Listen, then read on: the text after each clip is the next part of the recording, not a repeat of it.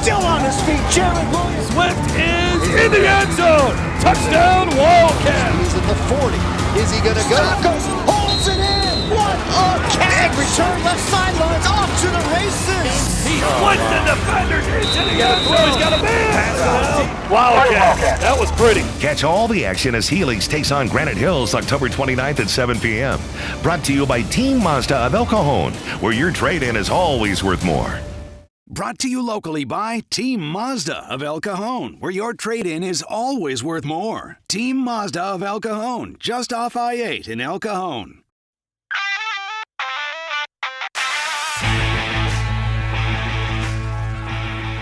Welcome to another episode of Left Coast Sports with Jon Schaeffer, and we're very excited to have Team Mazda of El Cajon as a sponsor here at Left Coast Sports. Team Mazda will also be bringing some great high school football to Yurview. Be sure to catch all the action as Helix takes on Granite Hills live October 29th at 7 p.m. Team Mazda, where your trade-in is always worth more, just off I-8 in El Cajon. Speaking of high school football, we're talking high school sports on this week's episode of Left Coast Sports with Joe Heinz and Todd Cassen of the CIF. Joe and Todd are the commissioner and assistant commissioner, respectively, of the San Diego section of the CIF. And if you're a fan of high school sports in Southern California, I think you'll enjoy our conversation as we discuss the challenges facing the CIF about 18 months after the start of the pandemic. As always, before we get started with today's episode, you can auto-download us on your podcast platform. You'll get future episodes automatically. Left Coast Sports is on most podcast platforms, Apple Podcasts, the free iHeartRadio app, YouTube, Spotify, and others. You can leave a review as well. And while you're here and listening, if you wouldn't mind switching over to Twitter and following me there at Jon Schaeffer. That's JONSCHAEFFER at Jon Schaeffer. So what have these last 18 months been like for those running the San Diego section of the CIF? Here's my conversation with Joe Heinz and Todd Cassen. So, Joe, you take over as commissioner right as the pandemic begins. What was the first year like for you and your staff? It was definitely a year like no other. Todd and I both came on board here. The rest of the staff had already been existing prior to the departure of the previous commissioner, assistant commissioner. So, we had known, both of us, Todd and I, were hired in February of 20 and March of 20 respectively. So, when COVID happened, that kind of caught us by surprise. I think even Todd's interviews were right at the time that the schools were shut down. And, we were thinking, this is going to be, a nice extended spring break here for a couple of weeks. And we'll, just kind of get right over this and be back to it.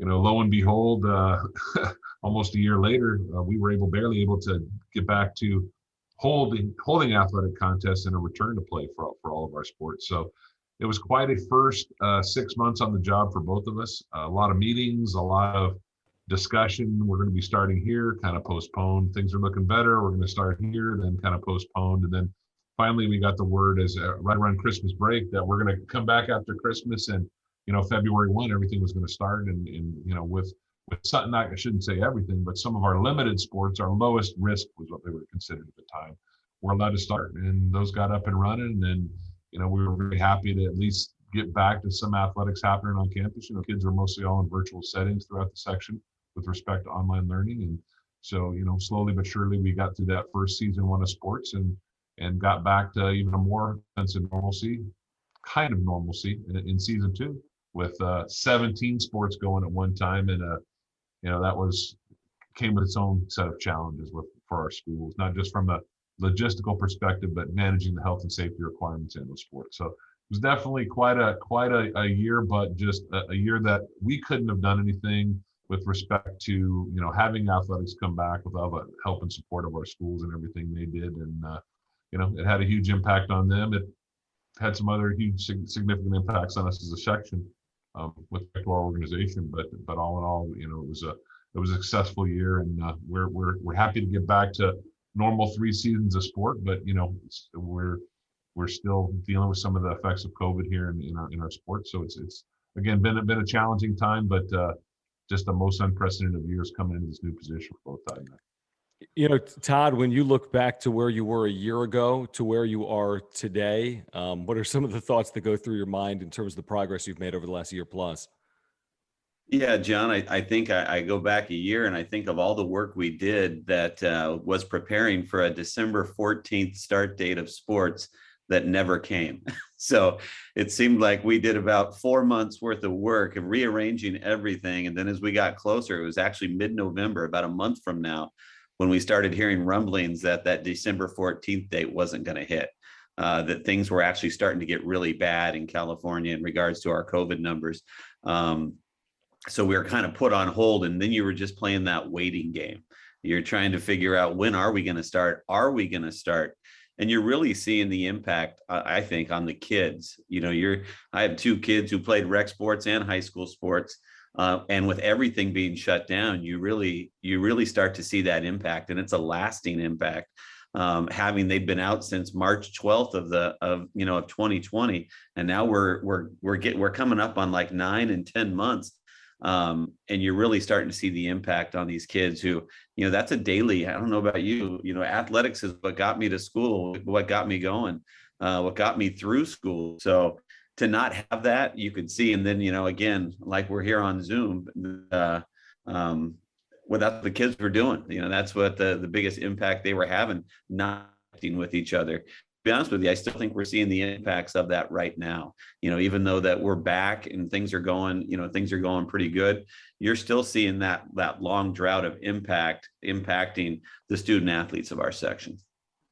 What has it been like, and Joe, I'll start with you. What's it been like for you and Todd to work together? Because you had some relationship, right, across athletics at the high school level previously. What has this been like to work together over the last, 12 to 18 months?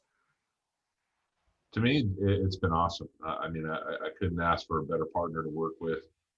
Just with the wealth of knowledge and experience he has, not just in the athletic realm, but just in the educational realm. For myself coming into this position, it's been a lifesaver, because there has been a ton of work, and there's been a ton of things that no one can do alone. And not just Todd. We have an incredible team here at our CIF section office, which again was impacted as well with respect to COVID.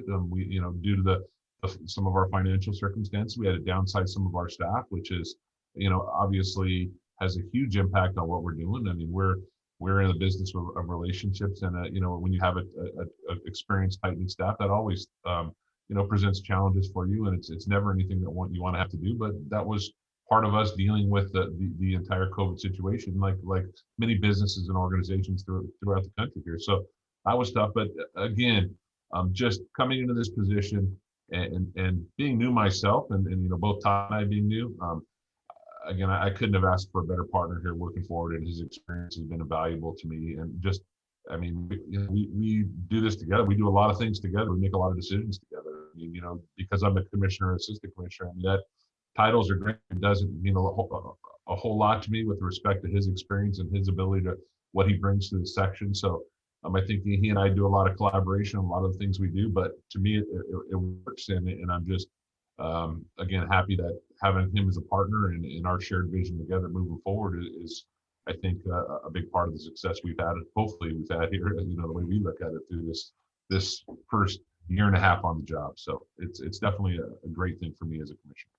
What's it been like, Todd, for you to have this opportunity to work with Joe in this capacity under these unique circumstances the last year plus? Yeah, John, Joe and I had I would say a working relationship, in his position with the Metro Conference in Sweetwater Union High School District, and my position in the North County with Poway. We had worked a lot together, and I think I'd already learned a lot from Joe and his team. We were really focusing on Title IX and what we could do in regards to improving our gender equity up in Poway, and to be able to go down and reach out to Joe and sit down with Joe and Dr. Moore and Mr. Hughes at Sweetwater were huge for us. What a great learning. I was able to take a couple of our athletic directors down as well, just to see another part of the county and what they were going through and how they were addressing things that we saw in our own district that we wanted to address. But to have that relationship prior to stepping into this position, to me, it started with, I already had a trust in Joe.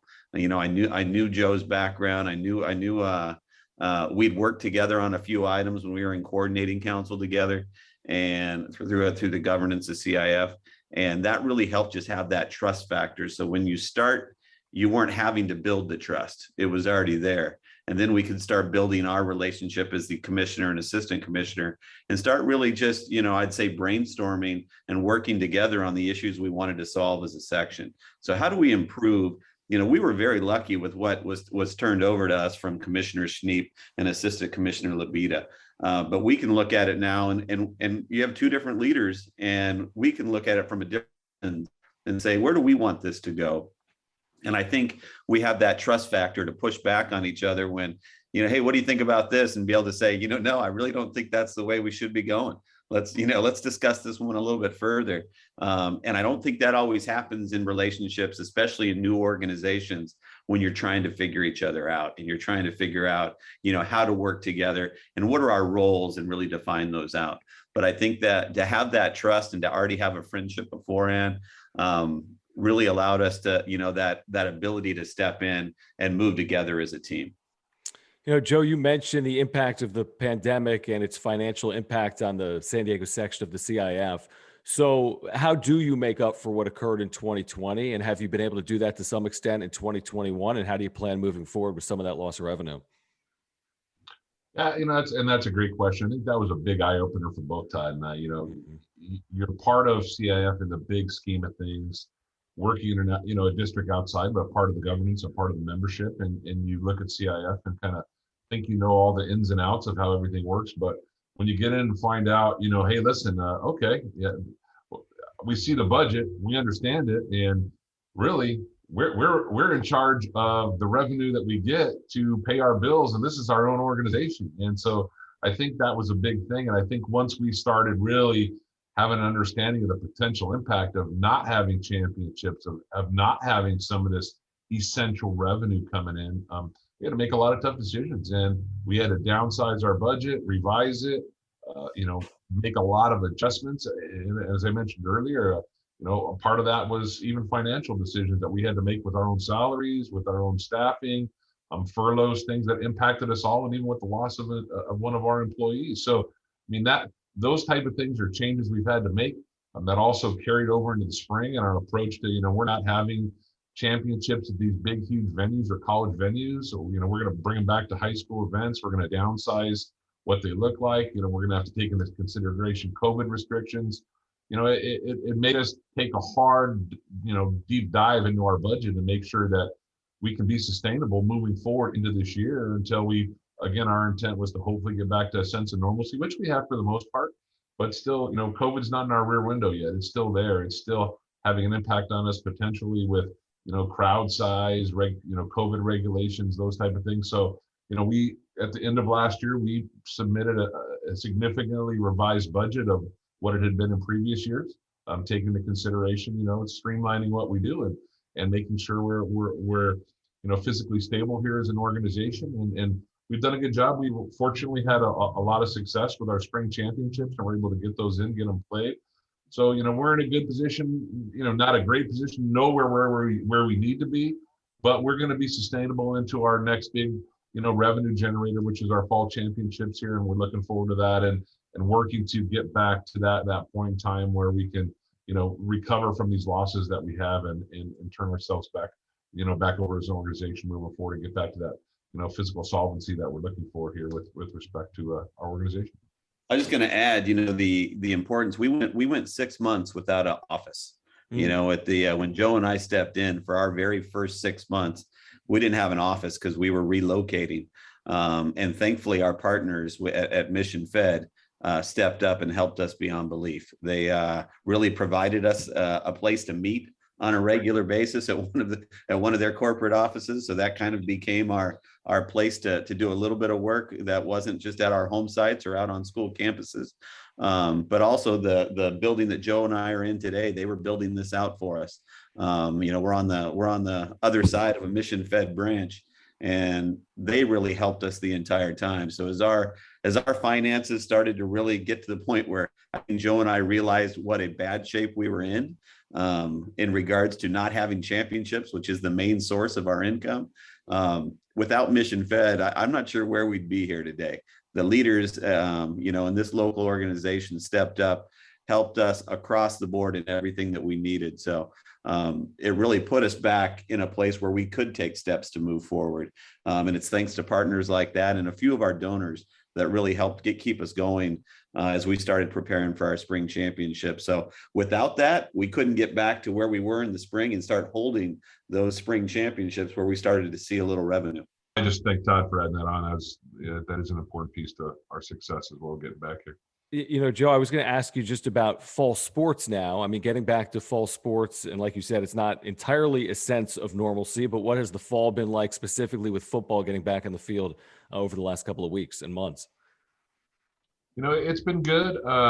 We started off there, you know, we had with not just the return to sports, but more importantly, a return to school for most of these kids. You know, we have kids coming back on campus now in a regular educational setting for the most part. So that didn't come without its challenges. Obviously, you know, you go back from a virtual learning scenario to an on-campus and, you know, potential COVID outbreaks that have happened that, you know, forced a couple of cancellations of some of our games, our football games at the beginning of the season. But you know, I think schools that have gotten their requirements under control, or their regulations that they have, and I think everyone's having a better understanding of what, if there's testing requirements, if there's things that each district, and again, there's no real set CIF policies with respect to health and safety. There's no CDPH policies outside of some masking indoors, like there was with respect to covering all of youth sports and regulations that the CDPH put out strictly athletic related. So, you know, coming back, it's been good. I think it's been great for our schools in that effort to return to normalcy. And I think we're having a better understanding and getting more kind of locked in here, and our schools are again preparing and doing all the things they need to do from all angles to make our athletics work. And you know, we're heading into our championships here in a couple of weeks, and we're looking forward to a successful championship season. And you know, winter sports are right around the horizon here, and starting the first week of November. So you know, it's gone by a little faster than anticipated, but you know, for the most part, it's been successful. And it's again with the work of all of our schools, our athletic directors, our athletic administrators. You know, they're the ones that are at those sites, managing all those, not only the athletic pieces and the health and safety components as well that are required by their schools or districts. So it's been good. We're very happy with where we're going. And again, we're not acting like there's still not a COVID pandemic out there that we can just, you know, hey, go full speed ahead without worrying about any of those little things that we have to be cognizant about with the respect for the health and safety of our schools and our student athletes and our communities. But for the most part, we're very happy with where we're at. And again, looking forward to getting through these fall championships and working our way right to our winter sports. Todd, what do you see as what's next? I mean, if we could look past COVID, and that might still be a significant period of time, but as you look towards 2022 and maybe some areas of growth, or what the CIF is going to look like in San Diego moving forward, what are some of those areas of growth potentially?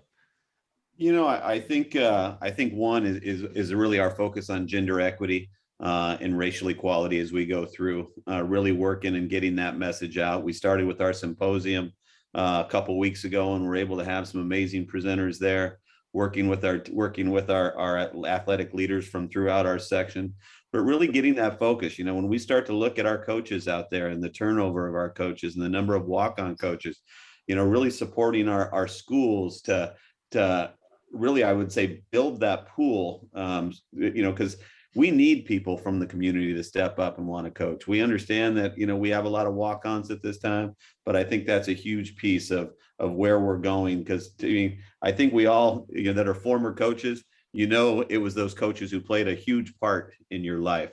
So I think that's one part. I think something else Joe hit on of really going back to that high school experience for championships is something that, you know, I was able to be at Poway High School for the baseball championships. And when we got to our Division I in our open round, there wasn't an open spot around the fence. You know, for the stands were full. It was one of probably the highlights of my athletic career, just to stand there and look out and see everybody coming out to watch a high school baseball game. It was like that where we held the softball championships at Helix. You could see people were starved to return and see that sense of normalcy. I see it right now when I go to a high school football game on Friday night and I see the stands and the student section going crazy. You know, that to me is that piece that needs to come back and really find its way back into our, I'd say, our everyday culture. that we're seeing, okay, yeah, we are back. We can do this, and go out for communities, because I think it really does make a difference for that community to go back out and support their local schools. I think as we continue to move forward, really seeing where we can take the San Diego section.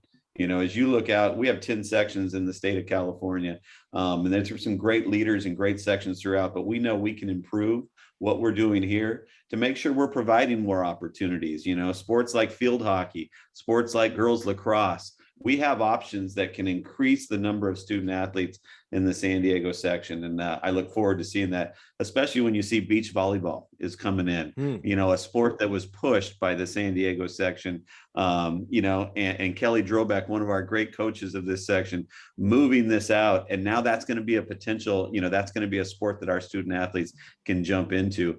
Joe and I were at an event last year, with all the students that were signing their letters of intent. It was held outside Petco Park, by the San Diego Sports Association. And, the kids were coming up and announcing where they were going. And my takeaway from that event was how many kids had signed for beach volleyball.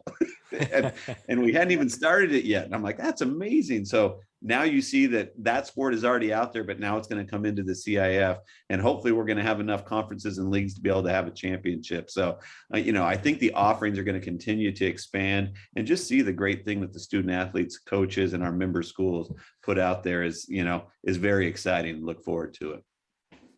Joe, are you looking forward to the partnership with Yurview? I know we get started later this month with a high school football game, Granite Hills and Helix. Tell us a little bit about that partnership and what you're looking forward to in terms of Yurview's partnership with the San Diego section of the CIF.